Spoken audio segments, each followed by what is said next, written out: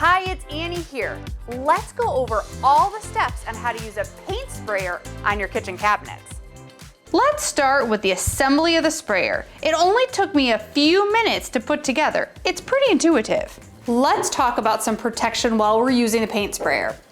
I am in a closed area, so I'm gonna make sure that I use a respirator and some glasses. To get acquainted with the sprayer, I recommend doing some test sprays on cardboard so you know the right nozzle position. It took me a few minutes to find the appropriate setting, and then I was ready to start painting. Don't get too close that the paint starts to pool and bead. Make sure that you go in consistent, smooth, sweeping patterns. Make sure to go left to right and then up and down. Make sure when you pull the trigger, you continually move the sprayer to not cause any pooling of paint. And don't stop midstream. Make sure you continually move the paint sprayer before you let go. I'm gonna get a fan on this to let it dry. We'll see you tomorrow.